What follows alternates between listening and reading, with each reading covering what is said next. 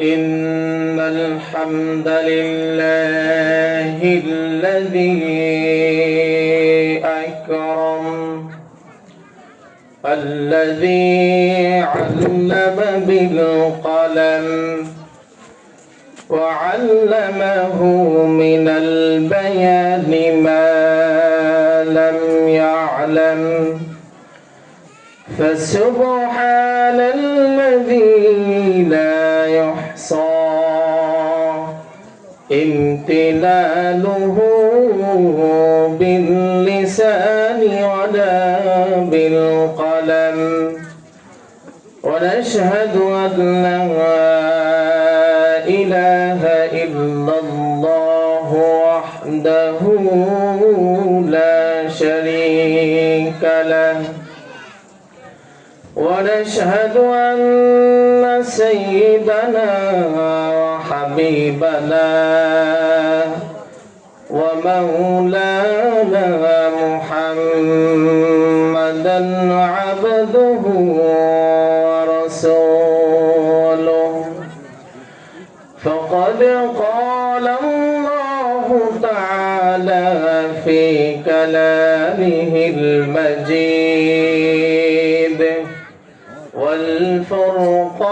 والفرقانه الحميد أعوذ بالله من الشيطان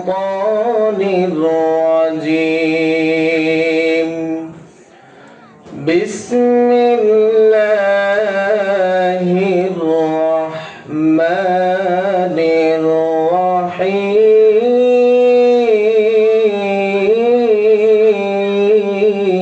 الرحيم قد أفلح المؤمنون الذين هم في صلاتهم خاشعون والذين هم عن اللغو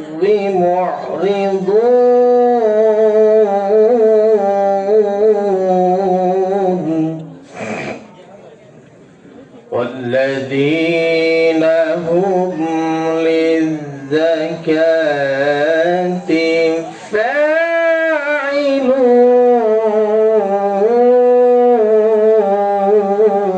فاعلون والذين هم لفروجهم حافظون إلا على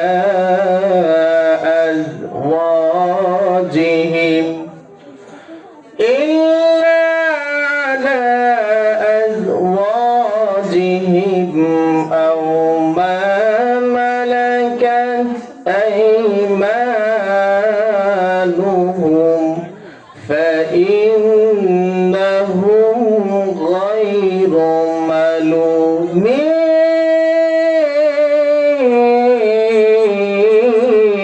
ملومين فمن ابتغى وراء ذلك فأولئك هم العادون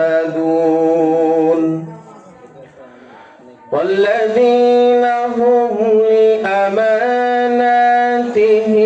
وعهدهم راعون والذين هم على صلواتهم يحافظون أولئك هم الوارثون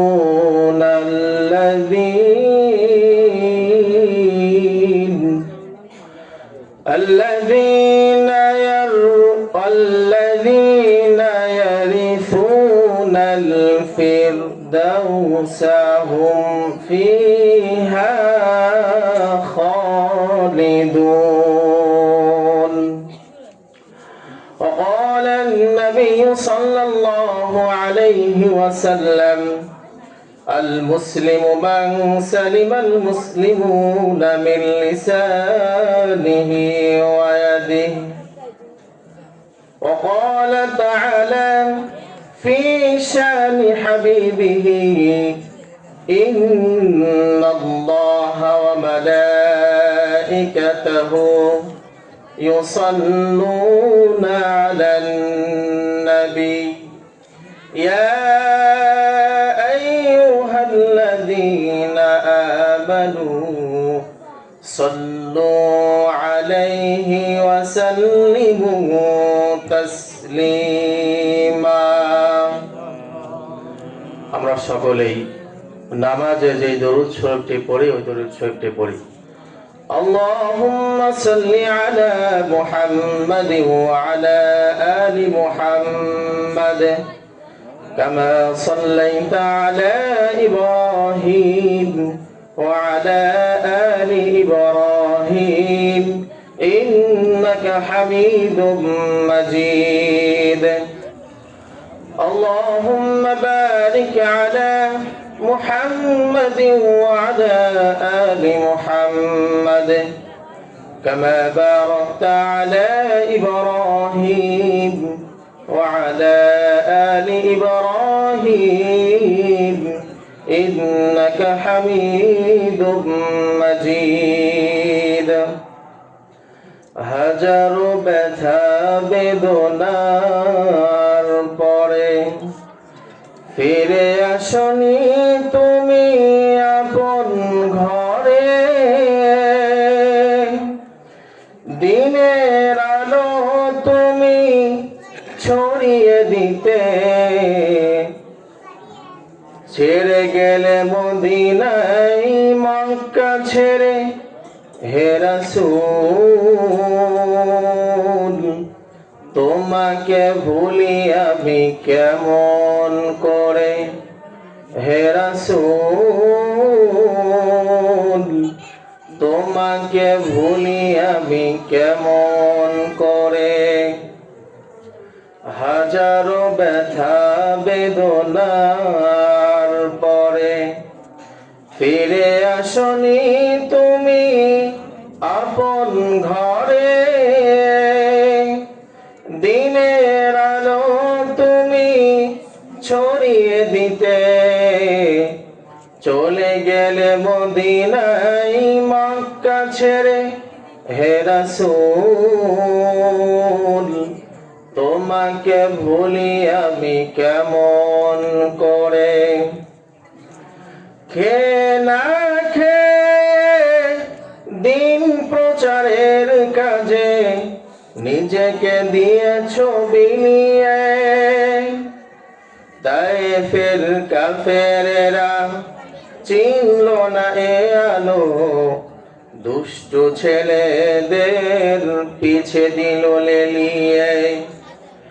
খেয়ে না খেয়ে দিন প্রচারের কাজে নিজেকে দিয়েছো বিলিয়ে, তায়েফের কাফেরেরা চিনল না এ আলো, দুষ্ট ছেলেদের পিছু দিল লেলিয়ে। পাথরের আঘাতে ক্ষত বিক্ষত হয়ে সারা শরীর থেকে রক্ত ঝরে, হে রাসূল তোমাকে ভুলি আমি কেমন করে, হে রাসূল তোমাকে ভুলি আমি কেমন করে। হেরার গুহায় তোমারই ধ্যান, আসমান থেকে নামে আল কুরআন। হেরার গুহায় তোমারই ধ্যান, আসমান থেকে নামে আল কুরআন।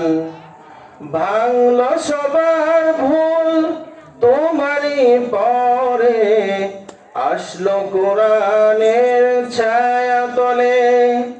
খালিদ ওমর আলী আবু বকর ইসলামী ঝান্ডা নিল যে তুলে।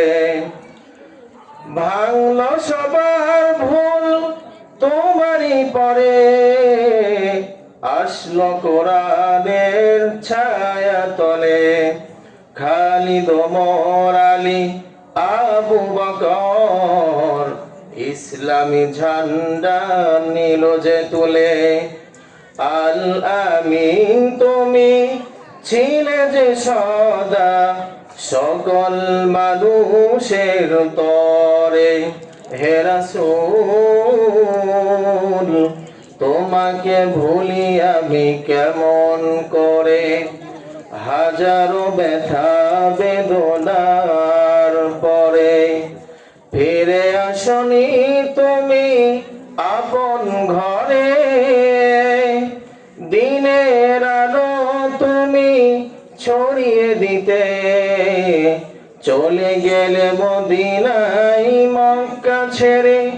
হে রাসূল তোমাকে ভুলি আমি কেমন করে। আলহামদুলিল্লাহ,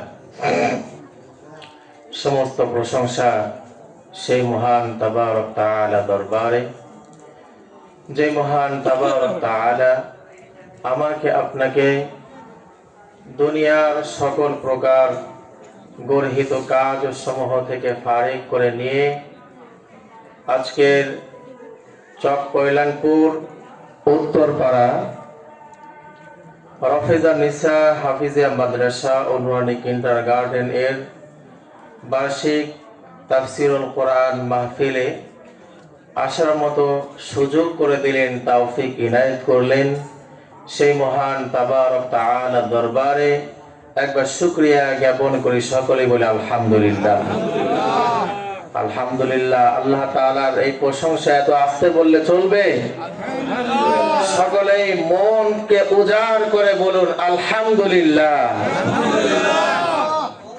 লাখো কোটি দরুদ সালাম মানবতার মুক্তির দিশারি যে রাসূল সাল্লাল্লাহু আলাইহি ওয়াসাল্লামকে এই ধরার বুকে এমন একটি নাজুকপূর্ণ মুহূর্তে পাঠানো হয়েছিল, যেই মুহূর্তে পুরা দুনিয়া অন্ধকারচ্ছন্ন অবস্থায় ছেয়ে গিয়েছিল, যে অবস্থায় মানুষ মানুষের ভ্রাতৃত্ব বন্ধন সম্পর্কে জানতো না, যে অবস্থায় ভাই বোনের সম্পর্ক সম্পর্কে জানতো না, ভাই বোনকে মর্যাদা দিতে জানতো না, স্বামী স্ত্রীকে সম্মান দিতে জানতো না, স্ত্রী স্বামীকে সম্মান দিতে জানতো না, সন্তান পিতামাতার মর্যাদা সম্পর্কে বুঝতো না, যেই যুগকে বলা হতো আইয়ামে জাহিলিয়াতের যুগ। এমন একটি নাজুকপূর্ণ মুহূর্তে আমার আপনার মাঝে সাম্যের আলোক বার্তা নিয়ে বিশ্ব আরবি জনাবে মুহাম্মদুর রাসূলুল্লাহ সাল্লাল্লাহু আলাইহি ওয়াসাল্লাম দুনিয়ার বুকে আগমন করে পুরা মানব জাতিকে মুহাব্বতের মসনদ ও ভালোবাসার বন্ধনে যে আবদ্ধ করেছিলেন, সেই মায়ার নবী, সেই ভালোবাসার কান্ডারি নবীর শানে একবার দরুদ প্রেরণ করি, সকলে বলি সাল্লাল্লাহু আলাইহি ওয়াসাল্লাম। মুহতারাম মুসল্লিয়ান, আজকের এই তাফসিরুল কোরআন মাহফিলের আমি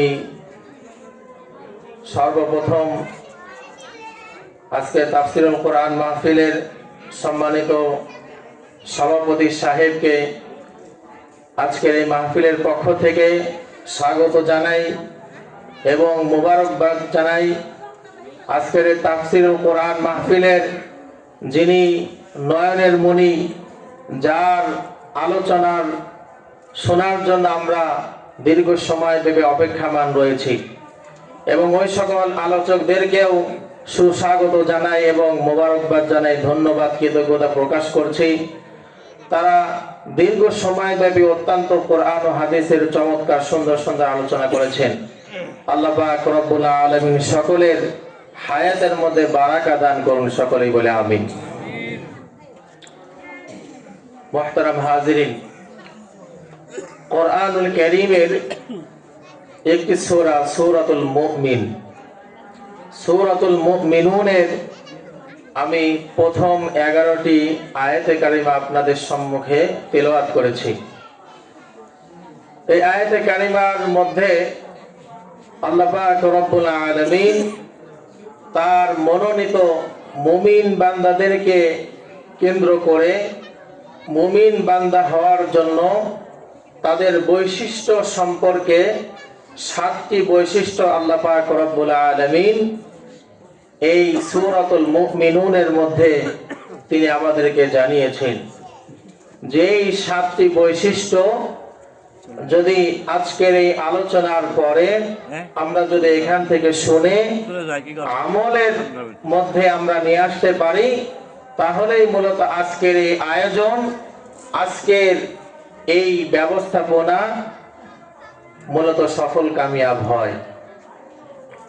মুহতারাম হাজিরিন, আল্লাহ পাক রব্বুল আলামিন কোরআনুল কারীমের এই সূরাতুল মুমিনুনের মধ্যে সর্বপ্রথম যে আয়াতে কারিমাটি নিয়ে আসছেন, সেই আয়াতে কারিমার মধ্যে আল্লাহ পাক রব্বুল আলামিন উল্লেখ করেছেন কদ আফলাহাল মুমিনুন।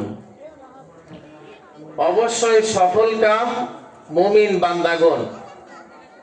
তো মুমিন বান্দাগণ কারা? মুমিন বান্দাদেরকে কেন্দ্র করে আল্লাহ পাক রব্বুল আলামিন তাদের বৈশিষ্ট্যগুলোকে সুন্দরভাবে পরবর্তী আয়াতে কারিমাগুলোর মধ্যে নাজিল করে দিয়েছেন। আল্লাযীনা হুম ফি সালাতিহিম খাশিউন।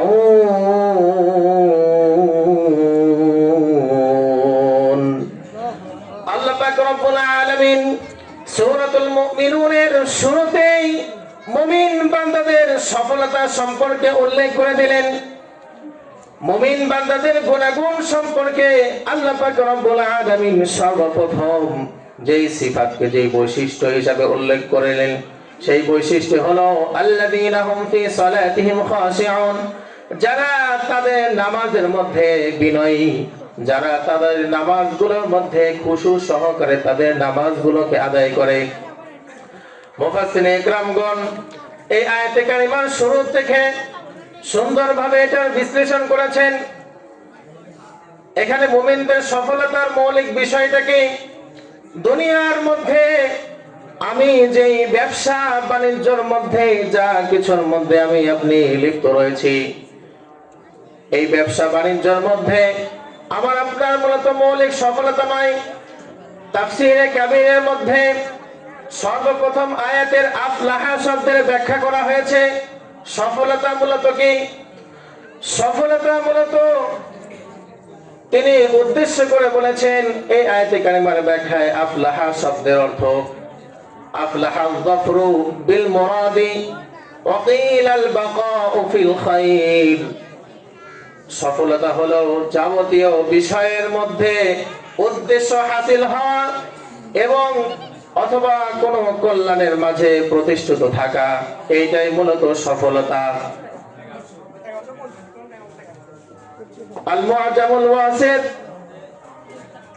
তাফসীর যে সমস্ত কোরআনুল কারীমের আয়াতে কারিমাগুলোর মধ্যে যে সমস্ত ধন ভান্ডার, যে সমস্ত গ্রামিক, যে আরবি যে সংজ্ঞাগুলো, আরবি যে অর্থ ভান্ডার রয়েছে, সেখানে উল্লেখ করা হয়েছে আফলাহা শব্দের মৌলিক অর্থ হলো প্রত্যেকটা কাজের মধ্যে সুন্দর থেকে সুন্দরভাবে উদ্দেশ্য হাসিল হয়ে যাওয়া। এই উদ্দেশ্য সেটা এমন নয় সামান্য একটু উদ্দেশ্য হাসিল হলো, এইটার মধ্যে সীমিত নয়।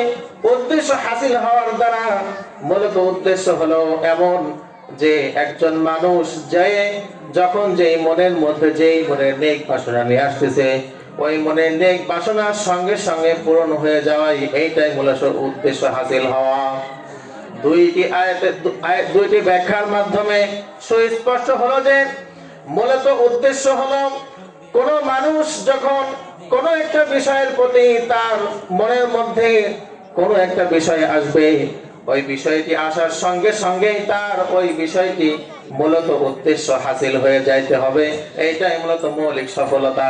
যেই মৌলিক সফলতা দুনিয়ার মধ্যে যদি আমি আপনি একটু খেয়াল করে দেখি, তাহলে দুনিয়ার মধ্যে যদি আমি কোটি টাকার মালিককেও যদি জিজ্ঞাসা করে, ভাই তোমার 10 কোটি টাকার সম্পদের মালিক তুমি, তুমি কি তোমার এই 10 কোটি টাকার উপরে তুমি সন্তুষ্ট আছো?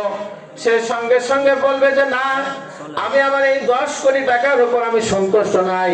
আল্লাহ পাক রব্বুল আলামিন যদি আমাকে আরো 5 কোটি টাকার মালিক বানাইতো, তাহলে আমার জন্য সেইটাই অতি উত্তম হয়ে যাইতো।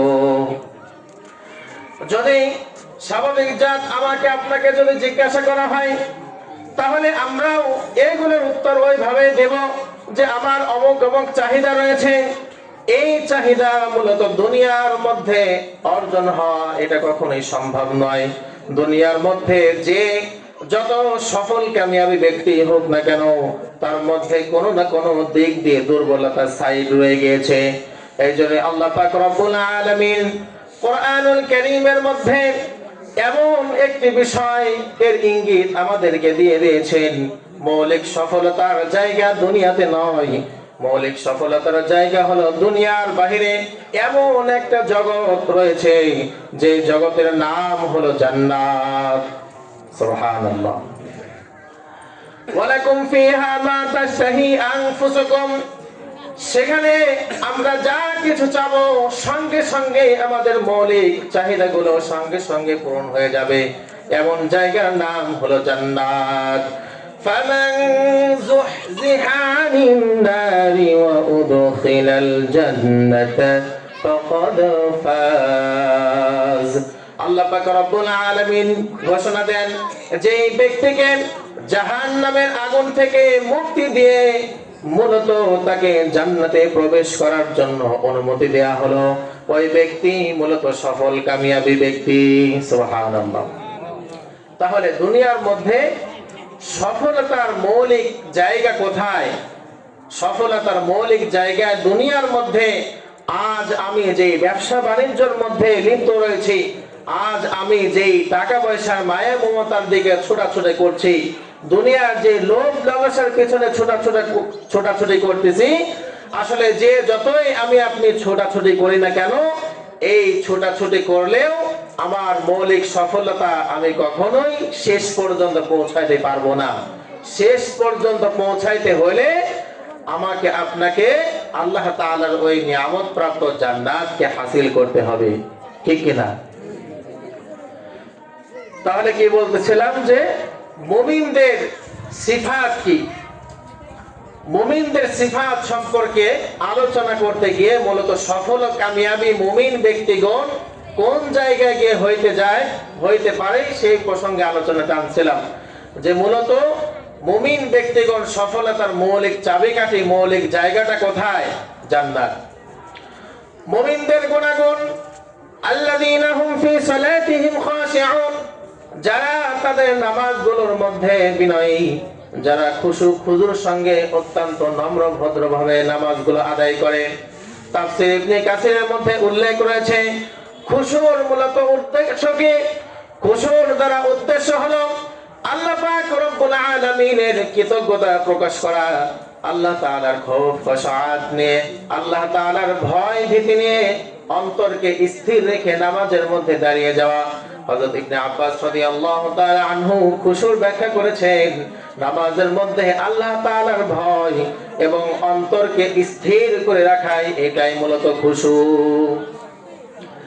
দুনিয়ার মধ্যে আমরা অসংখ্য ব্যক্তিদেরকে বিভিন্ন আলোচনার মাধ্যমে একটি বিষয়কে, একটি ঘটনা আমরা অনেকেই শুনে থাকি। এক ব্যক্তি নামাজের মধ্যে প্রত্যেক দিন সে নিয়মিত নামাজি নয়, কিন্তু সে ইশারের নামাজের মধ্যে দৈনন্দিন সে অংশগ্রহণ করে। একদিন হঠাৎ করে যখন ইমাম সাহেবের 4 রাকাত নামাজের জায়গায় যখন ইমাম সাহেব 3 রাকাত নামাজ আদায় করে সালাম ফিরিয়ে ফেলল, সঙ্গে সঙ্গে ওই ব্যক্তি সঙ্গে সঙ্গে দাঁড়িয়ে উঠে বলল, হুজুর নামাজ আজকের 4 রাকাতের জায়গায় হয়তো 3 রাকাত হয়ে গিয়েছে। তো এই কথা যখন বলল, তখন ওই ব্যক্তিকে হুজুর সঙ্গে সঙ্গে প্রশ্ন করলো যে আপনি কিভাবে বুঝলেন? তখন ওই ব্যক্তি বলতেছে যে হুজুর, আসলে মূলত আমি দৈনন্দিন যখন এই নামাজের মধ্যে আসি, আমার ব্যবসায়িক দোকান রয়েছে 4টি। কয়টি? 4টি। তো এই ব্যবসায়িক 4টি দোকানের হিসাব আমি 4 রাকাত নামাজের মধ্যে করি। তো যখনই আমি আমার 3টি দোকানের হিসাব আমি কমপ্লিট করলাম, 3টি দোকানের হিসাব কমপ্লিট করার সঙ্গে সঙ্গেই আমি দেখতেছি নামাজ শেষ হয়ে গেছে। তো আমি বুঝে গেলাম যে আমার হিসাব অনুপাতে 4 রাকাত নামাজে আমি 4টা দোকানের হিসাব যখন শেষ করব তারপরেই না নামাজ শেষ হবে, এর আগে যখন শেষ হয়ে গেছে। অতএব আজকে নামাজ 3 রাকাত হয়েছে, 4 রাকাত হয় নাই। বোঝেন নামাজের অবস্থাটা কি? এটা কি খুশুখুজুর অবস্থা? এটা খুশুখুজুর অবস্থা নয়। নামাজের মধ্যে আজ আমি আপনি যেই চিন্তা ফিকির নিয়ে নামাজগুলো আদায় করি, এটা মূলত আমাদের নামাজের হালত নয়। নামাজের মধ্যে অত্যন্ত একাগ্রতার সহিত আল্লাহ তাআলার ভয় অন্তরের মধ্যে নিয়ে আমি যখন নামাজ আদায় করব, এই নামাজ আদায় করার সঙ্গে সঙ্গেই আমার শরীরের মধ্যে যে রকম একটা মানুষ এসে বুঝতে পারতেছে যে এই ব্যক্তি নামাজরত অবস্থায় রয়েছে, পাশাপাশি আমার জন্য করণীয় আমার অন্তরটাও রিজায়ে মাওলার দিকে। অন্তরটা কোথায় হওয়া দরকার? অন্তরটা আল্লাহ তাআলার দিকে হওয়া, এটাও আমার আপনার জন্য করণীয় বিষয় রয়েছে। তো যখনই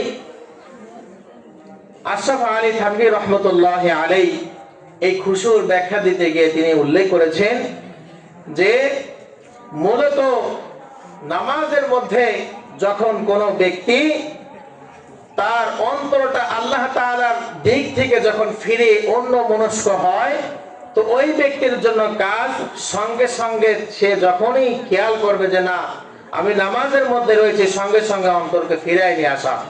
আমাদের অবস্থানটা হলো এমন ওই ব্যক্তির ন্যায়, নামাজের মধ্যে যত দুনিয়াবী চিন্তা পেরেশানি আছে সব কিছু আমি আপনি কি করতেছি? নামাজের মধ্যে চিন্তা ফিকির করতেছি। তো এইভাবে যদি আমি আপনি নামাজগুলোর মধ্যে চিন্তা ফিকির করি, তাহলে কি নামাজের খুশু সহকারে সেই নামাজটা আদায় করা হবে? সম্ভব নয়। আল্লাহ পাক রব্বুল আলামিন কোরআনুল কারীমের মধ্যে ওয়াদা দিয়েছেন, ইন্নাস সালাতা তানহা আনিল ফাহশাই ওয়াল মুনকার, নিশ্চয় নামাজ অশ্লীল বেহায়াপনা কাজসমূহ থেকে বান্দাকে বিরত রাখে।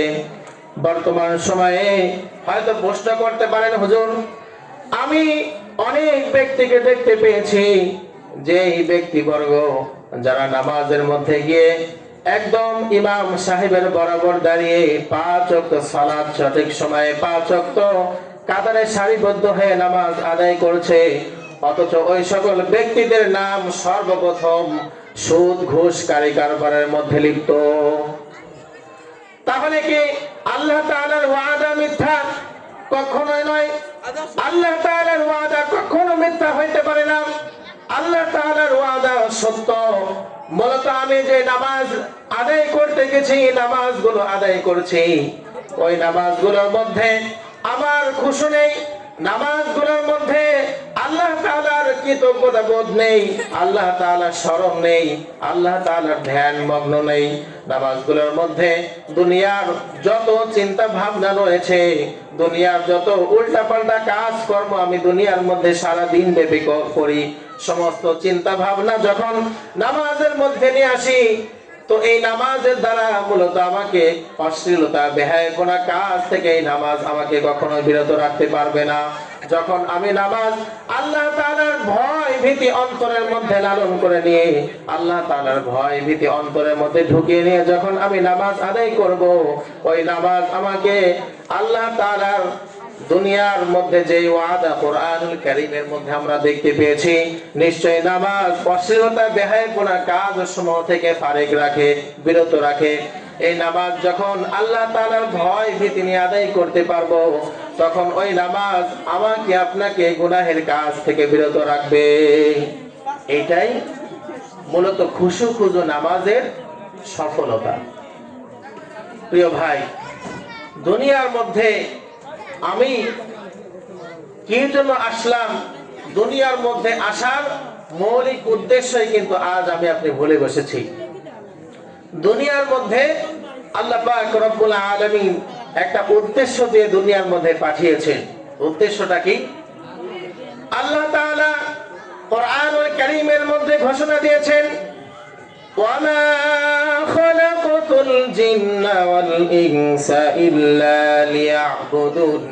আমি মানব এবং জিন জাতিকে একমাত্র আমি রবের দাসত্ব গোলামি করার জন্য দুনিয়ার মধ্যে পাঠিয়েছি। তাহলে বোঝা গেল দুনিয়ার মধ্যে আসার আমার আপনার মৌলিক উদ্দেশ্য হলো আল্লাহ তাআলার গোলামি। আল্লাহ তাআলার গোলামি, এই নামাজ খুশুখুজুর সঙ্গে যখন আদায় করব, তখন আল্লাহ তাআলার গোলামি প্রকাশ পাবে। আল্লাহ তাআলার গোলামি প্রকাশ পাবে যখন আল্লাহ তাআলার হুকুম মুআফিক চলবো। আল্লাহ তাআলা আমাকে কোরআনুল কারীম গাইডলাইন রূপে একটি কিতাব আমাকে দান করলেন। এই কোরআন অনুপাতে আমার আপনার জীবনের প্রতিটি মুহূর্তে বাস্তবায়ন করা, এইটাই মূলত আমার আপনার জন্য আল্লাহ তাআলার রিজায়ে মাল্লা, আল্লাহ তাআলার সন্তুষ্টি মুআফিক চলা, আল্লাহ তাআলার গোলামি প্রকাশ করা, আল্লাহ তাআলার কৃতজ্ঞতা প্রকাশ করা। লিয়াবলুয়াকুম আইয়ুকুম আহসানু আমালা। দুনিয়ার মধ্যে আল্লাহ পাক রব্বুল আলামিন আমাকে আপনাকে পরীক্ষা করতে চান, যেন আমি আপনি আমাদের মধ্যে কে সর্বোত্তম আমলে অগ্রগণ্য হইতে পারি। রাসূল কারীম সাল্লাল্লাহু আলাইহি ওয়াসাল্লাম হাদিসে পাকের মধ্যে ঘোষণা দিয়েছেন, আদ-দুনিয়া মাযরাআতুল আখিরা। দুনিয়াটা হলো আখিরাতের শস্য ক্ষেত্র। কাজেই বোঝা গেল দুনিয়ার মধ্যে আমি আপনি এখানে আসছি আমলনামা পুঁজি অর্জন করার জায়গা। দুনিয়ার মধ্যে আমি আপনি যেই ব্যবসা বাণিজ্য যে কাজকর্মের মধ্যে আমি আপনি লিপ্ত আছি কিনা, এই কাজকর্ম মূলত মৌলিক উদ্দেশ্য নয়। মৌলিক উদ্দেশ্য হলো আল্লাহ তাআলার ইবাদত বন্দেগী করা। এইটাই কি দুনিয়ার মধ্যে আসার মৌলিক উদ্দেশ্য। যখন কোন পরীক্ষার হলে যখন কোন পরীক্ষার্থী যখন যায়, তো ওই পরীক্ষার্থীকে প্রশ্ন দিয়ে দেয়া হয়। যখন পরীক্ষা শুরু হওয়ার সময় এসে যায়, তার নিকটে প্রশ্ন দিয়ে দেয়া হয় যে এই প্রশ্ন মুআফিক তুমি সারা বছর ব্যাপী যত আমল করেছো, যত কাজকর্ম করেছো, যত লেখাপড়া করেছো, ওই লেখাপড়া এখন খাতার মধ্যে লিপিবদ্ধ করো। তো এই লিপিবদ্ধ খাতার মধ্যে ওই পরীক্ষার্থী করতেছে, এটার মৌলিক উদ্দেশ্য হলো যে আল্লাহ তাআলার সন্তুষ্ট অর্জন করা, আল্লাহ তাআলার কৃতজ্ঞতা প্রকাশ করা। তো পরীক্ষার্থী যখন পরীক্ষা দিয়ে আসতেছে, পরীক্ষা দিয়ে আসার সঙ্গে সঙ্গে যদি ওই পরীক্ষার্থীকে জিজ্ঞাসা করা হয় যে তুমি যে আজকে ইংরেজি পরীক্ষা দিয়ে আসলে, অথবা বাংলা পরীক্ষা দিয়ে আসলে, বা আরবি পরীক্ষা দিয়ে আসলে, তো এই পরীক্ষার মধ্যে তোমার অবস্থানটা কেমন, ওই পরীক্ষার্থী উত্তর দিতে পারে কিনা? কথা বলেন না কেন ভাই? পরীক্ষার্থী সঙ্গে সঙ্গে উত্তর দিতে পারে যে আজকের এই পরীক্ষার তার অবস্থানটা কেমন, তার অবস্থানটা সে সঙ্গে সঙ্গে বলতে পারে। তো অনুরূপ ভাবে আল্লাহ পাক রব্বুল আলামিন আমাকে আপনাকে উদ্দেশ্য দিয়ে দুনিয়ার মধ্যে পাঠিয়েছেন তার ইবাদত বন্দেগী করার উদ্দেশ্যে। তো এখন দুনিয়ার মধ্যে আসার পরে আমার আপনার জন্য করণীয় বর্জনীয় কি কি কাজ, এই কাজ সম্পর্কে আমরা যদি জানি বুঝি, তাহলে অন্তরে হাত দিয়ে, নিজের বুকে হাত দিয়ে বলতে পারি কিনা আমার আল্লাহ তাআলার সঙ্গে সন্তুষ্ট, আল্লাহ তাআলার সঙ্গে আমার সম্পর্ক কতটুকু, আমি রাসূলুল্লাহ সাল্লাল্লাহু আলাইহি ওয়াসাল্লামের সুন্নাহ মুআফিক কতটুকু চলাফেরা করি, বলতে পারবো? আমি কি এই গ্যারান্টি দিতে পারবো যে দুনিয়ার বুকে আল্লাহ পাক রব্বুল আলামিনের এত বেশি আমি ইবাদত বন্দেগী করেছি, যার ফলে আল্লাহ পাক রব্বুল আলামিন দুনিয়ার বুক থেকে চির বিদায় নিয়ে চলে যাওয়ার সঙ্গে সঙ্গেই আল্লাহ তাআলা আমাকে জান্নাত দান করবেন, এই গ্যারান্টি কেউ দিতে পারবো? কখনোই সম্ভব নয়। এই গ্যারান্টি যদি দিতে না পারি, তাহলে আল্লাহ পাক রব্বুল আলামিনের ইবাদত বন্দেগী যে আমাকে আপনাকে করতে হবে, এই বিষয়টি আমাদের জন্য শিরোধার্য। আমল করতে হবে কিনা? অবশ্যই আমল করতে হবে। প্রিয় ভাইয়েরা আমার, আল্লাহ পাক রব্বুল আলামিন সূরাতুল মুমিনুনের মুমিনদের সম্পর্কে যেই প্রথম যেই সিফাত সম্পর্কে উল্লেখ করেছেন, যারা তাদের নামাজগুলোর মধ্যে বিনয়ী, আল্লাহ পাক রব্বুল আলামিন দ্বিতীয় নম্বরে মুমিনদের সিফাত সম্পর্কে উল্লেখ করলেন, ওয়াল্লাযীনা হুম আনিল লাগবি মুরিদুন, যারা অহেতুক ক্রিয়াকলাপ থেকে যারা মূলত বিরত থাকে। অহেতুক কাজকর্ম থেকেও একজন মুমিন বান্দা সে নিজেকে বিরত রাখবে। তো অহেতুক কাজকর্ম বলতে কি বুঝি? তো যেই সমস্ত কাজগুলোর মধ্যে আমি জড়াইলে গুনাহের দিকে ধাবিত হব, আমি বুঝতেছি যে আমার সম্মুখে এমন একটা কাজ রয়েছে যে কাজের মধ্যে আমি লিপ্ত হইলে হয়তো গুনাহের দিকে ধাবিত হব। চলতে ফিরতে অনেক বন্ধু বান্ধব আমাদেরকে এরকম ডাকে যে চলো অমুক জায়গা যাই, চলো অমুক জায়গায় গেলে আমার এই উদ্দেশ্য হাসিল হবে, চলো সেখানে যাই। তো ওই সমস্ত জায়গাগুলোর মধ্যে যাওয়াতে যদি আমি আপনি বুঝি যে সেখানে গেলে আমি গুনাহের কাজের মধ্যে জড়িত হয়ে যাব, তাহলে অহেতুক এই সমস্ত কাজকর্ম থেকেও বিরত থাকা এটা আমার আপনার জন্য জরুরি বিষয়। وَإِذَا سَمِعُوا اللَّغْوَ أَعْرَضُوا عَنْهُ وَقَالُوا لَنَا أَعْمَالُنَا وَلَكُمْ أَعْمَالُكُمْ سَلَامٌ عَلَيْكُمْ لَا نَبْتَغِي الْجَاهِلِينَ। যখন কোন মুমিন বান্দাকে ক্রিয়া কোন অহেতুক কাজ কর্মের প্রতি তাদেরকে আহ্বান করা হয়, ওই সকল মুমিন বান্দা সঙ্গে সঙ্গে তাদের থেকে মুখ ফিরায় নেয়, এড়িয়ে চলে এবং বলে অকালু লানা আ'মালুনা ওয়া লাকুম আ'মালুকুম, আমাদের আমল আমাদের জন্য, ওয়া লাকুম আ'মালুকুম, তোমাদের আমল তোমাদের জন্য, সালামুন আলাইকুম, তোমাদের প্রতি সালাম, লা নাবতাগিল জাহিলিন, আমরা মূর্খদের সঙ্গে কোন প্রকার তর্ক বিতর্কের মধ্যে জড়াইতে চাই না। এইভাবে যখন মুমিন বান্দা প্রত্যেকটা বিষয়ে এড়িয়ে চলার চেষ্টা করবে, অহিতুক ক্রিয়াকলাপের মধ্যে লিপ্ত থাকবে না, যখন এড়িয়ে চলবে, ওই সকল মুমিন বান্দাদের সম্পর্কে আল্লাহ পাক রব্বুল আলামিন উল্লেখ করে দিলেন, ক্বাদ আফলাহাল মুমিনুন, এই সকল মুমিন বান্দাই মূলত সফল কামিয়াব। সুবহানাল্লাহ।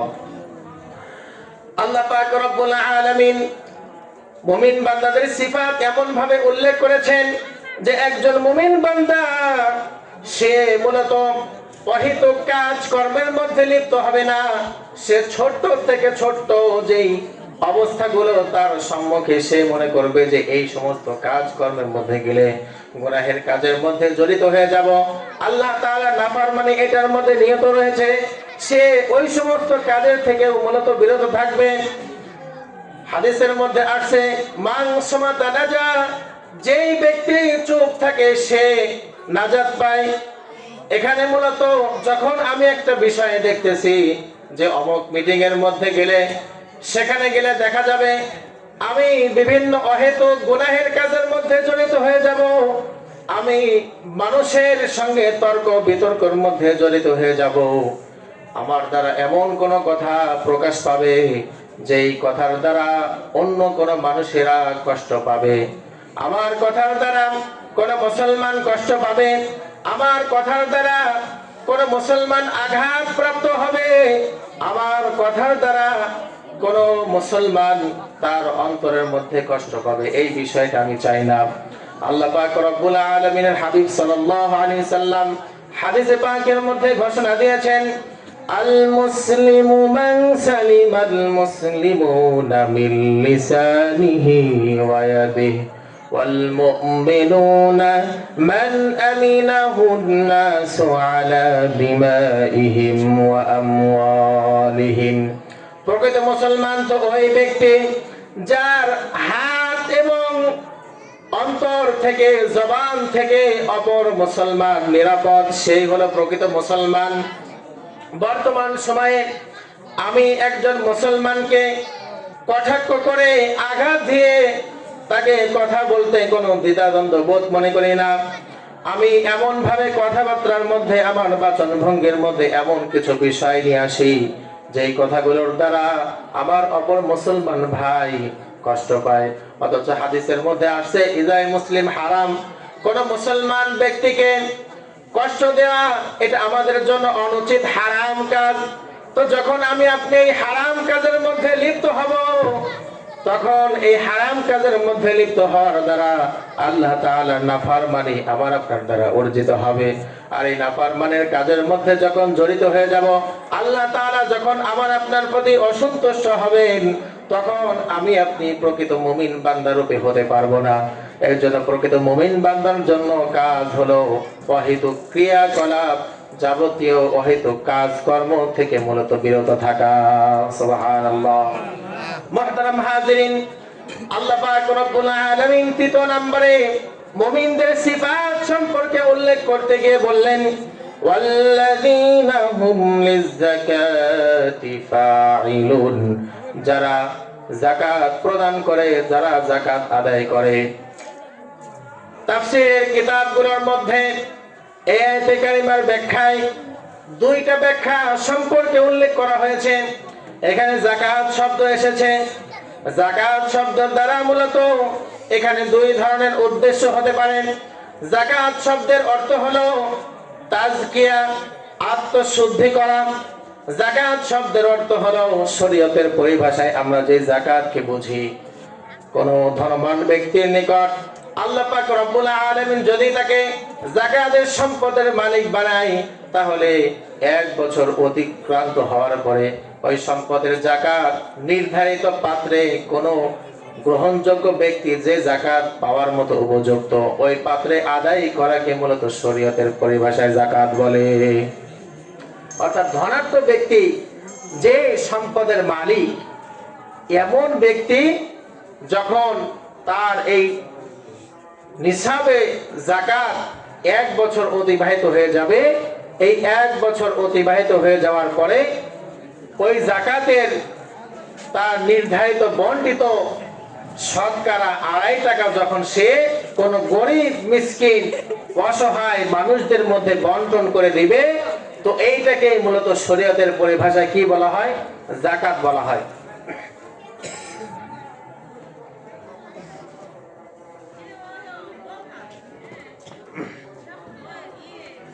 মুহতারাম মুসল্লিয়ান, যাকাত শব্দের মূলত দুইটি অর্থ মুফাসসিরিন ইকরামগণ ব্যাখ্যা করেছেন।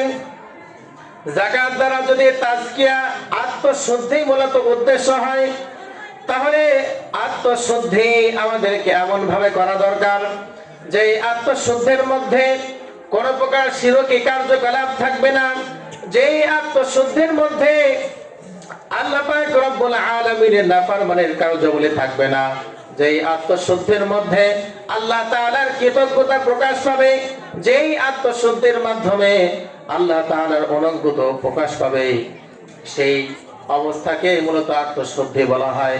আত্মশুদ্ধির আল্লাহ পাক রব্বুল আলামিনের বান্দার অন্তরের মধ্যে কোনো শিরকি কার্যকলাপ লিপ্ত হতে পারবে না। শিরক 2 প্রকার, শিরকে জলি, শিরকে খাফি। শিরকে জলি বলা হয় সরাসরি আল্লাহ তাআলার সঙ্গে শিরক স্থাপন করা। কোরআনুল কারীমের মধ্যে আল্লাহ পাক রব্বুল আলামিন সুস্পষ্ট শিরকে জলি সম্পর্কে উল্লেখ করে দিয়েছেন, ইন্নাল্লাহা লা ইয়াগফিরু আন ইউশরাকা বিহি ওয়া ইয়াগফিরু মা দুনা যালিকা লিমান ইয়াশা। আল্লাহু আকবার। ইন্নাল্লাহা লা ইয়াগফিরু আন ইউশরাকা বিহি ওয়া ইয়াগফিরু মা দুনা যালিকা লিমান ইয়াশা। নিশ্চয়ই আল্লাহ তাআলা তার সঙ্গে সরাসরি অন্য কোন ব্যক্তিকে শরীক স্থাপন করা, এই গুনাহকে আল্লাহ তাআলা কখনো ক্ষমা করবেন না। ওয়া ইয়াগফিরু মা দুনা যালিকা লিমান ইয়াশা। এই সমস্ত শিরক ছাড়া ছোট যদি কখনো কোনো ভুল ত্রুটি হয়ে যায়, আল্লাহ পাক রব্বুল আলামিন অন্যান্য ভুল ত্রুটিগুলোকে তিনি ক্ষমা করে দিবেন। আবার একটি আয়াতে কারিমার মধ্যে আল্লাহ পাক রব্বুল আলামিন শিরককারী বান্দাদের সম্পর্কে সুস্পষ্ট তাদের ঠিকানা জাহান্নাম, এই সম্পর্কে উল্লেখ করে দিয়েছেন। ইন্নাহু মাইয়ুশরিক বিল্লাহি ফাকাদ হারামাল্লাহু আলাইহিল জান্নাতা ওয়া মাওয়াহুন নার। আল্লাহ পাক রব্বুল আলামিন ঘোষণা দেন, ইন্নাহু মাইয়ুশরিক বিল্লাহি, আমি আল্লাহ তাআলার সঙ্গে যে ব্যক্তি শরীক স্থাপন করে, কাউকে শরীক করে নিয়ে আসে, কাউকে শরীক করে, আমি আল্লাহ তাআলার সমকক্ষ যখন কোন ব্যক্তি আমার সঙ্গে কোন ব্যক্তিকে সমকক্ষ মনে করে, ওই ব্যক্তির জন্য মাইয়ুশরিক বিল্লাহি ফাকাদ হারামাল্লাহু আলাইহিল জান্নাতা, আমি ওই ব্যক্তির জন্য আমার জান্নাতকে চিরতরের জন্য হারাম করে দেই। নাউযুবিল্লাহ। ওয়া মাওয়াহুন নার, আর আমি তার ঠিকানা বানিয়ে দেই জাহান্নাম।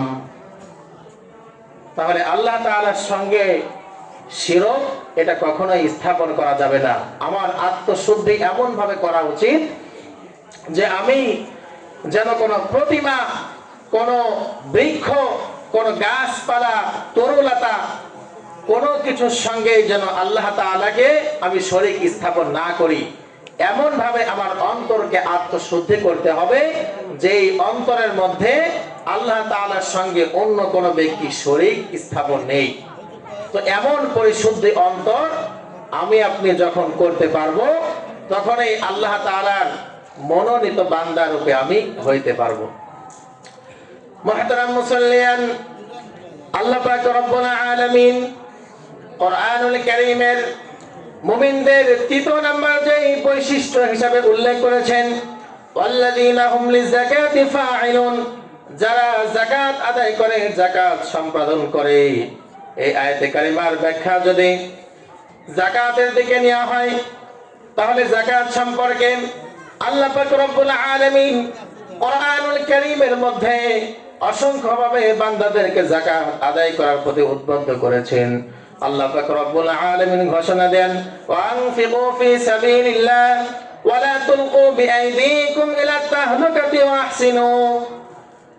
ও আমার বান্দারা, তোমরা আমি আল্লাহ তাআলার রাস্তায় তোমরা খরচ করো, আর তোমরা নিজেদেরকে ধ্বংসের দিকে ঠেলে দিও না। আল্লাহ পাক রব্বুল আলামিন অপর একটি আয়াতে কারিমার মধ্যে ঘোষণা দেন, আল্লাযীনা ইউনফিকুনা আমওয়ালাহুম ফি সাবিলিল্লাহি মাররাউ আলা নিয়াতাও। আল্লাহ পাক রব্বুল আলামিন ঘোষণা দেন, আল্লাযীনা ইউনফিকুনা আমওয়ালাহুম ফি সাবিলিল্লাহি সিররাও আলানিয়াতাও ওয়া আলানিয়াতান ফালাহুম আজরুহুম ইনদা রাব্বিহিম ওয়ালা খাউফুন আলাইহিম ওয়ালা হুম ইয়াহজানুন। যারা আমি আল্লাহ তাআলার রাস্তায় ব্যয় করে, এই ব্যয়টা রাত্র দিনে, গোপনে প্রকাশ্যে, যারা আমি আল্লাহ তাআলার রাস্তায় ব্যয় করে, তাদের জন্য রয়েছে ফালাহুম আজরুহুম, তাদের জন্য কাল কিয়ামতের ময়দানে আমি রব প্রতিদানের ব্যবস্থাপনা করে রেখেছি। ওয়ালা খাউফুন আলাইহিম ওয়ালা হুম ইয়াহজানুন, তাদের জন্য কোনো ভয় ভীতির আর কোনো অবকাশ নেই, ভয় ভীতি পাওয়ার দরকার নেই। আল্লাহ পাক রব্বুল আলামিন ওই সকল বান্দাদেরকে কেন্দ্র করে আল্লাহ পাক রব্বুল আলামিন সুসংবাদ দিয়েছেন, যারা আল্লাহ তাআলার রাস্তায় ব্যয় করবে, মূলত আল্লাহ পাক রব্বুল আলামিন তাদের প্রতি সন্তুষ্ট হয়ে যাবে। সুবহানাল্লাহ। কিয়ামতের ময়দানে আল্লাহ পাক রব্বুল আলামিনের অসংখ্য বান্দাগণ আল্লাহ তাআলার নিকট ফরিয়াদ করতে থাকবে। যখন মালাকুল মউত ফেরেশতা আমার আপনার নাকের ডগায় যখন চলে আসবে, সঙ্গে সঙ্গে অসংখ্য অগণিত মানুষেরা আল্লাহ তাআলার নিকট ফরিয়াদ করতে থাকবে, وأنفقوا في سبيل الله وأنفقوا في سبيل ولن يؤخر الله نفسا إذا جاء أجلها। আল্লাহ পাক রব্বুল আলামিন কোরআনুল কারীমের সূরা মুনাফিকুনের মধ্যে ঘোষণা দিয়েছেন, কিয়ামতের ময়দানে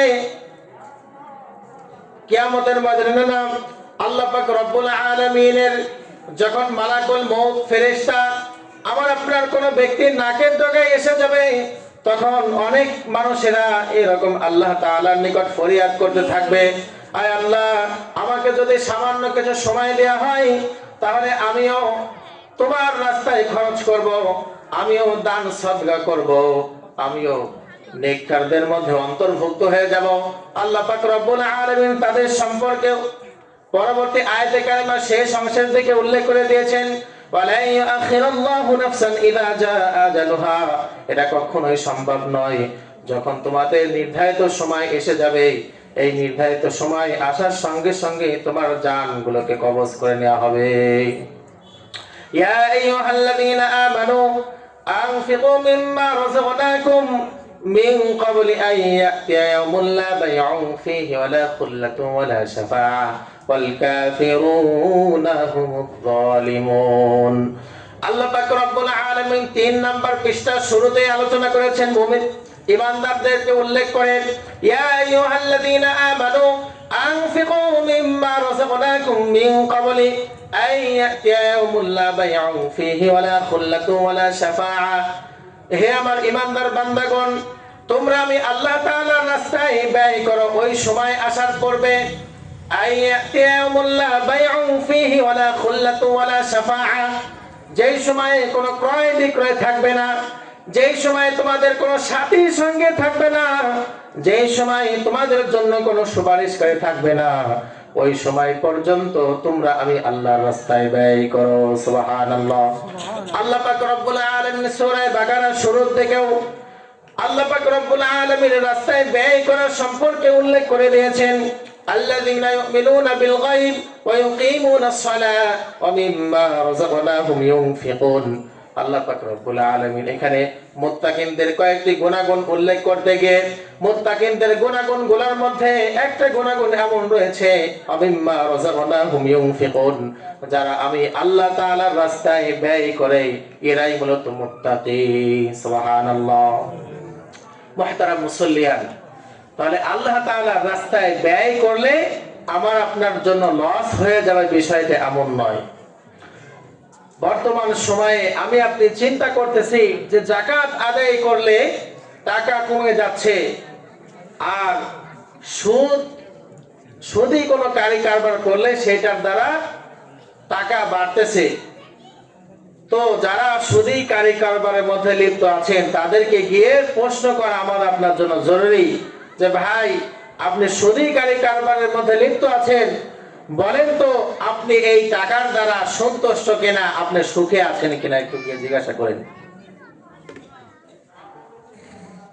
ওয়ামা আতাইতুম মির রিবাল লিয়ারবুয়া ফি আমওয়ালিন নাসি ফালা ইয়ারবু ইনদাল্লাহ ওয়ামা আতাইতুম মিন যাকাতিন তুরিদুনা ওয়াজহাল্লাহি ফাউলাইকা হুমুল মুযআইফুন।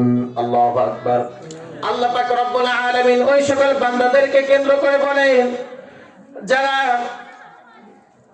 বিভিন্ন সুদি কারবারের মধ্যে বিনিয়োগ করে, এই কাজের দ্বারা তারা তাদের উপার্জিত সম্পদ দ্বারা মনে করে যে মূলত তারা তাদের সম্পদের মধ্যে অনেক বৃদ্ধি করে ফেলেছে। ওয়ামা আতাইতুম মির রিবাল লিয়ারবু ফি আমওয়ালিন নাসি ফালা ইয়ারবু ইনদাল্লাহ ওয়ামা আতাইতুম মিন যাকাতিন তুরিদুনা ওয়াজহাল্লাহি ফাউলাইকা হুমুল মুযআইফুন। আল্লাহ পাক রব্বুল আলামিন বলেন যে আমার নিকট ওই সুদি কারবারের মধ্যে বিনিয়োগকারী সম্পদ কখনো বাড়ে না, আমি রবের নিকট ওই সম্পদ ওই সময় বাড়ে যখন আমার বান্দা তার যাকাতের নিসাব পর্যন্ত সম্পদ হিসাব করে সুন্দর থেকে সুন্দরভাবে যখন যাকাতগুলোকে আদায় করে দেয়, তাহলে আমার ওই বান্দার ওই যাকাতগুলো আদায় করার দ্বারা আমি আল্লাহ তার উপর সন্তুষ্ট হয়ে যাই। সুবহানাল্লাহ। যাকাত আদায় করলে কে সন্তুষ্ট হয়? আল্লাহ তাআলা সন্তুষ্ট হয়। আল্লাহ তাআলার পরিপূর্ণ সন্তুষ্ট জায়গায় হলো যাকাত। তো আল্লাহ পাক রব্বুল আলামিনের এই যাকাতগুলোকে যখন আমি আপনি আদায় করব, তো এই আদায় করার দ্বারা আল্লাহ তাআলা সন্তুষ্ট প্রকাশ পাবে। পক্ষান্তরে সুদ ঘুষি কারবার করে যদিও আমি সম্পদের কিছু দুনিয়ার দিক থেকে দেখতেছে বাড়তেছে, কিন্তু ওই সম্পদের মধ্যে কোনো আয় বরকত থাকবে না, ওই সম্পদের মধ্যে কোনো প্রকার কোনো আল্লাহ তাআলার পক্ষ থেকে রহমত বরকত থাকবে না। এটা আল্লাহ তাআলার ওয়াদা। وفي أموالهم حق للسائل والمحروم। আল্লাহ পাক রব্বুল আলামিন আমাকে আপনাকে কেন্দ্র করে বলেন وفي أموالهم حق হাক্কুল লিসাইলি ওয়াল মাহরুম, যারা ধনাঢ্যবান দুনিয়ার মধ্যে রয়েছে ওই সকল ব্যক্তিদের সম্পদগুলোর মধ্যে ভিক্ষুক এবং অবঞ্চিত মানুষদের হক রয়েছে। তাহলে আল্লাহ তাআলা যেখানে আমার আপনার সম্পদের মধ্যে ভিক্ষুক ও অবঞ্চিত মানুষদেরকে তাদের হক রয়েছে সেই সম্পর্কে বলছেন, তাহলে আমি দুনিয়ার সামান্য কিছু টাকার মালিক হয়ে চিন্তা করতেছি এই টাকার অনেক পাহাড়ের মালিক হয়ে গিয়েছি, অথচ আমি আপনি সকলেই জানি যখন আমার আপনার সম্মুখে মালাকুল মউত ফেরেশতা আসবে, আসার সঙ্গে সঙ্গেই আমার আপনার জানকে যখন কবজ করা হবে, জানকে কবজ করার সঙ্গে সঙ্গেই দুনিয়ার যত হেডামো, দুনিয়ার যত বাহাদুরি, দুনিয়ার যত তাকাব্বুরি, দুনিয়ার যত অহংকার সব কিছু একসঙ্গে নিমিশে শেষ হয়ে যাবে। আমি যে বেডের মধ্যে ঘুমিয়ে থাকতাম, যে বেডের মধ্যে আমার জীবন সঙ্গিনীকে আমার দীর্ঘ সময় আমি পার করতাম, ওই জীবন সঙ্গিনী আমাকে ওই বেডের মধ্যে রাখবে কিনা? কখনোই রাখবে না। আমার জীবন সঙ্গিনী, আমার সহধর্মিণী সর্বপ্রথম আমাকে বলবে, লাশকে এখান থেকে বের করো। আমি যেই কোটি টাকা সম্পদ দিয়ে যেই বিল্ডিং, যেই বাড়ি তৈরি করেছিলাম, ওই বাড়ির মধ্যেও আমার আপনারা জায়গা হবে না। ওই বাড়ির থেকে বের করে বাড়ির আঙ্গিনায় কোনো একটা জায়গায় মসজিদের থেকে যখন যে খাটটা নিয়ে আসা হবে, ওই খাটের উপর আমাকে রেখে দেওয়া হবে। তাহলে আমাদের মৌলিক জায়গা দুনিয়ার মধ্যে আমি যেই টাকার মালিকই হোক না কেন, এই সম্পদের সামান্য কিছু সময়ের জন্য আল্লাহ তাআলা আমাকে আপনাকে মালিক বানিয়ে দিয়েছেন, এটার মালিক মূলত আমি নয়।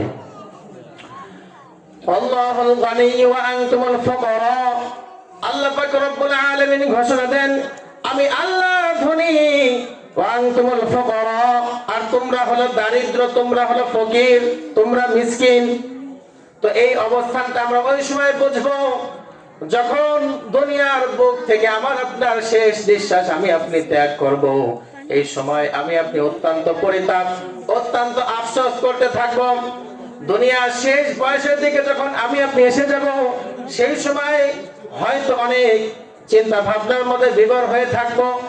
ওই সময় চিন্তা ভাবনা আসবে, হায় আফসোস, দুনিয়ার মধ্যে টাকা পয়সার বাহাদুরি দেখিয়ে মানুষকে মানুষ মনে করে নাই, মানুষের দোয়ার কোনো চিন্তা করি নাই, মানুষকে কিভাবে কষ্ট দেওয়া যায় সেই চিন্তা ফিকিরে আমি নিমগ্ন থাকতাম।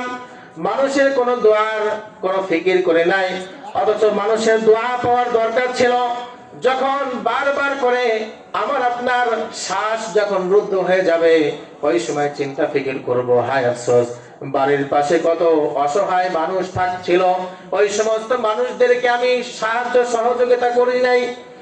আল্লাহ পাক রব্বুল আলামিনের হাবিব সাল্লাল্লাহু আলাইহি ওয়াসাল্লাম হাদিসে পাকের মধ্যে ঘোষণা দিয়েছেন, কিয়ামতের ময়দানে আল্লাহ পাক রব্বুল আলামিন বান্দাকে বলবেন, ও আমার বান্দারা, আমি ক্ষুধার্ত ছিলাম, তোমরা আমাকে আহার করাও নাই, আমি বস্ত্রহীন ছিলাম, তোমরা আমাকে বস্ত্র পরিধান করাও নাই, আমি অসুস্থ ছিলাম, আমার চিকিৎসার ব্যবস্থাপনা করো নাই। তখন আল্লাহ পাক রব্বুল আলামিনের এই কথার উত্তরে তখন আল্লাহ তাআলার ওই সকল বান্দাগণ জিজ্ঞাসা করবে, আয় আল্লাহ, কিভাবে এটা সক্ষম হয়, কিভাবে সম্ভব হয়? এটা কখনোই সম্ভব নয়, এটা কখনোই আমার আপনার দ্বারা সম্ভব নয়। আমি একজন নগণ্য মানুষ, আপনাকে কিভাবে আমরা সহযোগিতা করতে পারি, আপনাকে কিভাবে আহার দান করতে পারি, আপনাকে কিভাবে বস্ত্র পরিধান করাতে পারি, আপনাকে কিভাবে অসুস্থতার চিকিৎসা করাতে পারি? তখন আল্লাহ পাক রব্বুল আলামিন বলবেন, ও আমার বান্দারা, তোমার বাড়ির পাশের প্রতিবেশী সে অসুস্থ অবস্থায় ছিল, সে ক্ষুধার্ত জ্বালায় ক্ষুধার তাড়নায় কাতরাইতে ছিল, অনেক পেরেশানির মধ্যে ছিল, তুমি জানা সত্ত্বেও আমার ওই বান্দাকে তুমি সাহায্য সহযোগিতা করো নাই। আমার ওই বান্দাকে যদি সাহায্য সহযোগিতা করতে, তাহলেই আমি আল্লাহকে বস্ত্র দেয়া হতো, আমি আল্লাহকে আহার দেয়া হতো, আমি আল্লাহর সেবা যত্ন করা হয়ে যাইতো। সুবহানাল্লাহ, নারে তাকবীর। আজকে জালসার মধ্যমণি আমাদের মধ্যে আগমন করেছেন। আজকে তাফসীরুল কোরআন মাহফিলের পক্ষ থেকে সকলেই বলি মারহাবা। মুহতারাম মুসাল্লিয়ান, কথা বেশি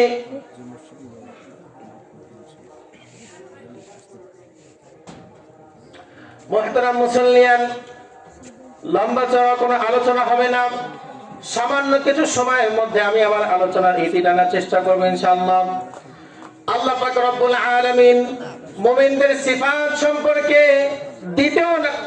চতুর্থ নম্বরে যে গুণ হিসাবে তিনি উল্লেখ করেছেন, আল্লাহ পাক রব্বুল আলামিন ঘোষণা দিয়েছেন ওয়াল্লাযীনা হুম লিফুরুজিহিম হাফিযুন, যারা তাদের লজ্জা স্থানের হেফাজত করেন। فمن ابتغى إلا على أزواجهم أو ما ملكت أيمانهم فإنه غير ملومين فمن ابتغى ذلك فأولئك هم العادون। তবে তাদের স্বীয় স্ত্রী, তাদের অধীনস্থ দাস দাসী, এদের মধ্যে যদি তারা তাদের অবস্থানগুলো যদি তারা তাদের যৌন ক্রিয়া যদি সেখানে আদায় করে, এইটার দ্বারা তাদের কোনো গুনাহ হবে না। এই সমস্ত স্বীয় স্ত্রী অধীনস্থ দাসীদের ব্যতীত যদি তারা গুনাহের কাজের মধ্যে লিপ্ত হয়, তাহলে তারা সীমালঙ্ঘনকারী বান্দারূপে হয়ে যাবে। নাউযুবিল্লাহ। মুহতারাম হাজিরিন, ওয়াল্লাযীনা হুম লিফুরুজিহিম হাফিযুন, যারা তাদের লজ্জা স্থানের হেফাজতকারী। হাদিসের মধ্যে রাসূল করিম সাল্লাল্লাহু আলাইহি ওয়াসাল্লাম উল্লেখ করেছেন, কোন বান্দা, আমার কোন উম্মত যদি তার উরুর দুই উরুর মাঝখানের অংশ এবং দুই চলের মাঝখানের অংশকে যদি হেফাজতকারী হয়ে যায় পাতে পারে, তাহলে আমি রাসূল তার জন্য কাল কিয়ামতের ময়দানে জান্নাতের জামিনদার হয়ে যাব। সুবহানাল্লাহ। মুহতারাম মুসাল্লিয়ান, দুনিয়ার মধ্যে আজ আমি বর্তমান সময়ের মধ্যে আমার আপনার সন্তানকে বিবাহ বন্ধনের মধ্যে আবদ্ধ করাচ্ছি না। আমি চিন্তা করছি আমার সন্তানটা যখন নিজে পায়ে দাঁড়াবে তখন আমার সন্তানকে বৈবাহিক সূত্রে আবদ্ধ করব। অথচ মিশকাতুল মাসাবিহ কিতাবের মধ্যে আসছে আল্লাহ রাসূল সাল্লাল্লাহু আলাইহি ওয়াসাল্লামের একটি হাদিস, যে হাদিসের মধ্যে আল্লাহ রাসূল সাল্লাল্লাহু আলাইহি ওয়াসাল্লাম বলেন, যখন কোন সন্তান জন্মগ্রহণ করে সর্বপ্রথম ওই পিতামাতার দায়িত্ব হলো সুন্দর একটি নামকরণ করা। যখন সুন্দর একটি নামকরণ করা হয়ে গেল, পিতামাতার দায়িত্বের মধ্যে অর্পিত হবে। ওই পিতামাতা সুন্দরভাবে সন্তানের লালন পালন করবে, তাকে সুশিক্ষায় শিক্ষিত করবে। যখন সে প্রাপ্তবয়স্ক হয়ে যাবে, সুন্দর দিনদারি একটি মেয়ে দেখে তাকে বিবাহ বন্ধনে আবদ্ধ করে দেবে। রাসূল করিম সাল্লাল্লাহু আলাইহি ওয়াসাল্লাম এই কথা বলার পরে এই কথা সুস্পষ্টভাবে সুন্দরভাবে বলে দেন, যদি কোন পিতামাতা এইভাবে তার সন্তানের দেখাশোনা পিতামাতার বৈবাহিক সূত্রে আবদ্ধ না করে দেয়, তাহলে ওই সন্তান যখন প্রাপ্ত বয়স্ক হওয়ার পরে যখন গুনাহের কাজের মধ্যে লিপ্ত হবে, ওই গুনাহের একটা ভার পিতামাতার আমলনামায় দিয়ে দেওয়া হবে। নাউযুবিল্লাহ। তাহলে দুনিয়ার মধ্যে নিজেদের দিকে একটু তাকাই, নিজেদের দিকে একটু তাকাইলে দেখতে পাই যে চতুর্দিকে নিজেকে জাহান্নামে ছাড়া আর কোনো কিছুই চিন্তা ভাবনা করতে পারি না। নিজের আমলনামার দিকে তাকাইলে আমার অন্তরটা মনে হয় যে আমার আল্লাহ তাআলার সঙ্গে কোনো সম্পর্ক নেই। নিজের দিকে যদি একটু তাকাই, তাহলে আমার চাল চলনের মধ্যে রাসূলুল্লাহ সাল্লাল্লাহু আলাইহি ওয়াসাল্লামের কোনো সুন্নাহ নেই। আমার চাল চলনের মধ্যে রাসূলুল্লাহ সাল্লাল্লাহু আলাইহি ওয়াসাল্লামের কোনো আখলাক নেই। তাহলে আমি কিভাবে নিজেকে প্রকৃত মুমিন বান্দারূপে আখ্যায়িত করতে পারি? এটা কখনো সম্ভব? কখনোই সম্ভব নয়। বর্তমান সমাজে বিবাহকে এত বেশি কঠোর করে দেওয়া হয়েছে, যার কারণে আমাদের সমাজের মধ্যে জিনা ব্যভিচারী বেড়ে গেছে কিনা? অনেক হারে বেড়ে গিয়েছে। যখন কোনো মানুষ ব্যভিচারী কাজের মধ্যে লিপ্ত হয়ে যায়, তো ওই ব্যভিচার কাজকর্ম করার দ্বারা হাদিসের মধ্যে আসছে যে শয়তান নিজের সাঙ্গপাঙ্গদেরকে বলে যে দুনিয়ার মধ্যে তোমরা এমন কোন কাজ করো যেই কাজটা যদি আমার পছন্দ হয়ে যায় তাহলে আমার মাথার মুকুট তোমাকে পরিধান করাবো। এইভাবে তার সাঙ্গপাঙ্গদেরকে বলে দেয়। তো দুনিয়ার মধ্যে শয়তানের চেলাপেলা এসে সেখানে মানুষদেরকে নিয়ে বিভিন্নভাবে কটূক্তিকর কথাবার্তা মানুষদেরকে বিভিন্নভাবে কুমন্ত্রণা দিতে থাকে, বলতে থাকে, মানুষদেরকে কুমন্ত্রণা দিতে থাকে যে তুমি এই কাজ করো। তো এই কাজগুলো সম্পাদন করার পরে যখন সাঙ্গপাঙ্গরা এসে একটা রিপোর্ট করে, ওই রিপোর্ট করার মধ্যে যখন শয়তানের যে সমস্ত সাঙ্গপাঙ্গ তারা তাদের বিভিন্ন উক্তি ব্যক্ত করে, উক্তি ব্যক্তগুলো করার মধ্যে এক ব্যক্তি এসে বলে যে আমি দুনিয়ার মধ্যে গিয়েছিলাম, সেখানে মানুষদেরকে তো কুমন্ত্রণা দিয়েছি, কুমন্ত্রণা দিতে দিতে একটা পর্যায়ে তাকে এমন পর্যায়ে পৌঁছিয়ে দিয়েছি যে তারা জিনা ব্যভিচারের মধ্যে লিপ্ত হয়ে গেছে। নাউযুবিল্লাহ। শয়তান বলে আয় আমার কাছে আয়, আজকে তোকেই আমার এই মাথার মুকুটটা পরিয়ে দিলাম। মুহতারাম মুসল্লিয়ান, কথা যেটা বলতেছিলাম যে জিনাহের কাজে, জিনা ব্যভিচারের মধ্যে লিপ্ত হইলে দুনিয়ার মধ্যে 3টা ক্ষতি রয়েছে এবং আখিরাতের দিকে 3টা ক্ষতি রয়েছে। দুনিয়ার 3টা ক্ষতি হলো মানুষের চেহারার উজ্জ্বলতা নষ্ট হয়ে যাবে, তার হায়াত কমে যাবে এবং তার সংসারের মধ্যে অভাব অনটন লেগেই থাকবে। আর যেটা আখিরাতের দিকে যে ক্ষতির যে কথা উল্লেখ করা হয়েছে হাদিস গ্রন্থ সহ বিভিন্ন জায়গায়, সেই জায়গাগুলোর মধ্যে পাওয়া যায় যে আখিরাতের জিনা ব্যভিচারী যারা লিপ্ত ছিল ওই সমস্ত ব্যক্তিদের আল্লাহ পাক রব্বুল আলামিন ওই সমস্ত ব্যক্তিদের উপর ক্রোধ আরোপিত হবে এবং তাকে কঠিন হিসাবে সম্মুখীন হইতে হবে। 3 নম্বরে হলো ওই ব্যক্তিকে জাহান্নামের শাস্তির উপযোগী হইতে হবে। নাউযুবিল্লাহ। মুহতারাম মুসল্লিয়ান, অতএব আমরা আমাদের লজ্জা স্থানের হেফাজত করব, এইটাই মূলত আমাদের মুমিন হওয়ার জন্য আমাদের মৌলিক সফলতার একটা রাস্তা। মুহতারাম মুসল্লিয়ান, যেহেতু আমাকে বাহির থেকে একটা ঘোষণার কথা বলা হয়েছে যে আমার আলোচনাকে সংক্ষিপ্ত করা দরকার, তো মুমিনদের যেই 7টি আলোচনা সম্পর্কে আমি আমার আলোচনার ইতি টানার চেষ্টা করতেছিলাম, তো আর মাত্র 4টা শেষ হয়ে গেছে, আর 3টি আছে। এই 3টি সংক্ষিপ্ত আকারে শেষ করেই আমি 5 থেকে 7 মিনিট সময় আপনাদের থেকে চেয়ে নিচ্ছি। কষ্ট পাবেন? 5 থেকে 7 মিনিটের মধ্যে ইনশাআল্লাহ মুমিনদের অন্যান্য বৈশিষ্ট্য বলে আমি আমার আলোচনা শেষ করব ইনশাআল্লাহ। ওয়াল্লাযীনা হুম লিআমানাতিহিম ওয়া আহদিহিম রাউন। আল্লাহ পাক রব্বুল আলামিন মুমিনদের সিফাত সম্পর্কে উল্লেখ করতে গিয়ে বললেন ওয়াল্লাযীনা হুম লিআমানাতিহিম ওয়া আহদিহিম রাউন, যারা তাদের আমানতগুলোকে রক্ষা করে, ওয়া আহদিহিম রাউন, যারা তাদের অঙ্গীকারগুলোকে রক্ষা করে চলে, এরাই মূলত সফল কামিয়াব মুমিন। আমানত কি জিনিস? বর্তমান সময়ে আমরা আমানত জিনিসটা বুঝি না। আমানত বলতে মূলত মানুষের সম্পদ বোঝায়, বিষয়টা এমন নয়। আমানত বলতে আল্লাহ পাক রব্বুল আলামিন দুনিয়ার বুকে আমাকে আপনাকে যে অ্যান্টিবডিটা দিয়েছেন, এই অ্যান্টিবডিও একটা আমানত। আল্লাহ পাক রব্বুল আলামিন আমাকে আপনাকে যে হাতটি দিয়েছেন, এই হাতটিও আমার আপনার নিকট আমানত। আমানত বলতে আল্লাহ পাক রব্বুল আলামিন আমাকে আপনাকে এই যে চক্ষু দিয়েছেন, যে কর্ণ দিয়েছেন, প্রত্যেকটা বিষয় আল্লাহ পাক রব্বুল আলামিনের পক্ষ থেকে আমানত। আমি যে সংসারের প্রধান হিসাবে রয়েছি, ওই সংসদের প্রতিনিধি হিসাবে, সেটাও আমার আপনার নিকট আল্লাহ পাক রব্বুল আলামিন আমাকে আপনাকে আমানতদারী হিসাবে পাঠিয়েছেন।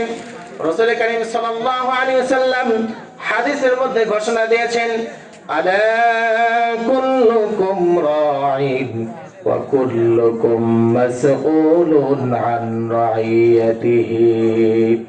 জেনে রাখো তোমরা সকলেই জিম্মাদার। আল-কাল কিয়ামতের ময়দানে আল্লাহ পাক রব্বুল আলামিন তোমাদের জিম্মাদারির ব্যাপারে জিজ্ঞাসাবাদ করবেন।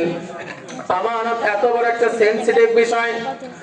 কুরআনুল কারীমের মধ্যে আল্লাহ পাক রব্বুল আলামিন ঘোষণা দিয়েছেন ইন্না আরাদনাল আমানাতা আলাস সামাওয়াতি ওয়াল আরদি والجبال فأبين أن يحملنها وأشفقن منها وحملها الإنسان إنه كان ظلوما جهولا الله أكبر আল্লাহ পাক রব্বুল আলামিন বলেন ইন্না আরাদনাল আমানাতা আলাস সামাওয়াতি ওয়াল আরদি ওয়াল জিবালি ফাআবাইনা আন ইয়াহমিলনাহা ওয়া আশফাকনা মিনহা আল্লাহ পাক রব্বুল আলামিন বলেন আমি যখন আমানতকে আসমান জমিন পাহাড়ের সম্মুখে যখন পেশ করলাম আসমান জমিন আমানতকে বহন করতে অস্বীকৃতি জ্ঞাপন করলো আসমান জমিন এই আমানতকে বহন করতে ভয় পেল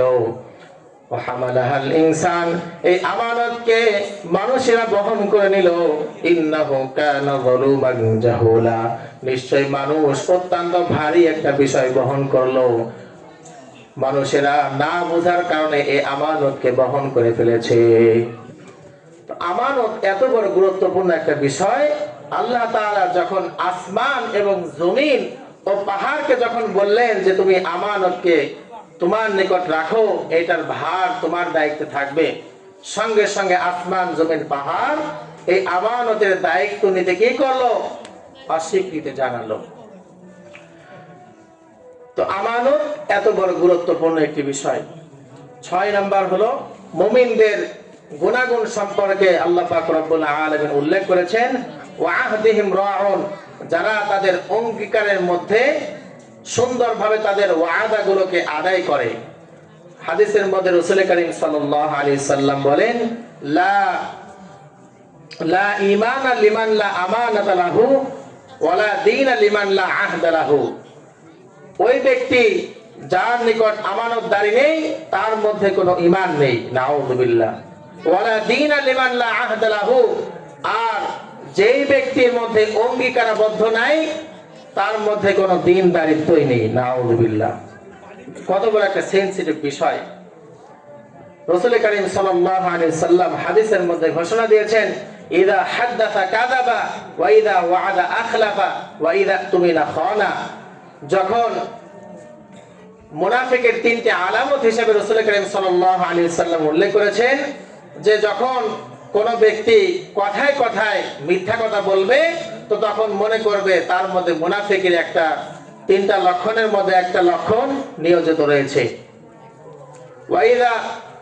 ইযা হাদাসা কাযাবা ওয়া ইযা ওয়া'আদা আখলাফা যখন সে কারোর সঙ্গে অঙ্গীকার করবে সে তার ওই অঙ্গীকারকে ভঙ্গ করবে ওয়া ইযা তুমিনা খানা আর যখন তার নিকট কোনো আমানত কোনো ব্যক্তি রাখবে সে তার আমানতের মধ্যে কি করবে খেয়ানত করবে তো এই তিনটি কাজ যাদের মধ্যে দেখা যাবে তাদের মধ্যে কিসের লক্ষণ থাকবে তাদের মধ্যে মুনাফিকের লক্ষণ থাকবে মাহতারাম মুসল্লিয়ান এইজন্য আমানত এবং অঙ্গীকার দুইটাই অত্যন্ত গুরুত্বপূর্ণ বিষয় এই আমানত এবং অঙ্গীকারকে যদি রক্ষা করে চলতে পারি তাহলে আল্লাহ পাক রব্বুল আলামিন আমাকে আপনাকে প্রকৃত মুমিন রূপে বান্দা রূপে কবুল করেন সকলেই বলে আমিন ওয়াল্লাযীনা হুম আলা সালাওয়াতিহিম হাফিজুন যারা তাদের নামাজকে হেফাজত করে নামাজের সংরক্ষণ করে নামাজ আদায় করে আল্লাহ তাআলার অত্যন্ত ভয় ভীতি নিয়ে নামাজকে অত্যন্ত একাগ্রতার সঙ্গে যারা আদায় করে আল্লাহ পাক রব্বুল আলামিন তাদেরকেই প্রকৃত মুমিন রূপে কবুল করে নেবেন মুহতারাম মুসল্লিয়ান এখানে এই চকময়লানপুর নতুন একটি মাদ্রাসা হয়েছে তো এই মাদ্রাসার মধ্যে আপনারা যদি আপনাদের সন্তানদেরকে ভর্তি করান তাহলে এখান থেকে মুমিনদের গুনাহগুণ শিখবে এখান থেকে আপনার সন্তানেরা আল্লাহ পাক রব্বুল আলামিনের নারে তাকবীর মহিলা প্যান্ডেল থেকে অনেকগুলো টাকা দান করেছে সকলে বলে মারহাবা আল্লাহ পাক রব্বুল আলামিন মামুনদের মনের নেক বাসনাগুলোকে পূর্ণ করে দেন সকলে বলে আমিন মুহতারাম মুসল্লিয়ান আল্লাহ পাক রব্বুল আলামিন যে কথা বলতেছিলাম যে আমানত নারে তাকবীর মদিনাতুল উলুম হাফিজিয়া মাদ্রাসা ও কিন্ডারগার্টেন আমপুরি পশ্চিম পাড়া কমিটিদের পক্ষ থেকে আজকে এই তাফসীরুল কোরআন মাহফিলে একটি খাম পাঠানো হয়েছে আল্লাহ পাক রব্বুল আলামিন মদিনাতুল উলুম হাফিজা মাদ্রাসা নুরানি কিন্ডারগার্টেনের কমিটিদের দানকে আল্লাহ পাক রব্বুল আলামিন কবুল করে নেন, সকলে বলে আমিন। আল্লাহ পাক রব্বুল আলামিন ওই প্রতিষ্ঠানের প্রত্যেকটা দায়িত্বশীল ব্যক্তিদেরকে আল্লাহ তাআলা জাযায়ে খায় দান করেন, সকলে বলে আমিন।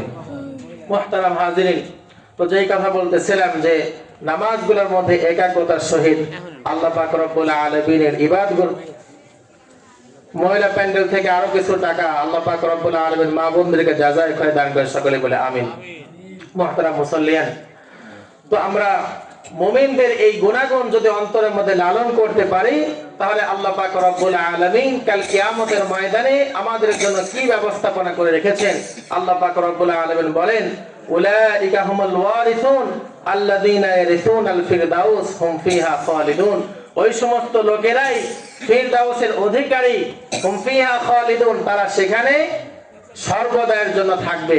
হাদিসের মধ্যে আসছে, রাসূল কারীম সাল্লাল্লাহু আলাইহি ওয়াসাল্লাম সাহাবায়ে কেরামদেরকে উদ্দেশ্য করে বললেন যে আমার সাহাবারা, তোমরা যখন আল্লাহ তাআলার নিকট কখনো কোনো জান্নাতের কামনা করো, জান্নাতের জন্য দোয়া করো, তখন সঙ্গে সঙ্গে আল্লাহ তাআলার নিকট জান্নাতুল ফিরদাউসের দোয়া করো, সুবহানাল্লাহ। কারণ জান্নাতুল ফিরদাউস জান্নাতের সর্বোচ্চ মাকাম, সুবহানাল্লাহ। মুহতারাম মুসাল্লিয়ান, তো দেখেন এখানে একটা নুরানি এবং হাফিজিয়া মাদ্রাসা অত্যন্ত চমৎকার ভাবে কমিটিগণ এখানে সুন্দর ব্যবস্থাপনা রেখেছেন। আপনাদের সন্তানদেরকে যদি এখানে ভর্তি করান, তাহলে এখানে প্রত্যেকটা সেক্টরে আপনার সন্তান লেখাপড়া শিখতে পারবে। নুরানি কিন্ডারগার্টেনের এমন বৈশিষ্ট্য রাখা হয়েছে যেখানে নুরানি কিন্ডারগার্টেনের প্রত্যেকটা সেক্টরে যেরকম আরবি, বাংলা, ইংরেজি শেখানো হয়, পাশাপাশি আপনার সন্তানকে নামাজের মাসলা মাসাইল সম্পর্কে শেখানো হবে, পাশাপাশি আপনার সন্তানকে হাদিসের বিষয়গুলোকে তাদেরকে পারদর্শী করা হবে। আপনার সন্তানকে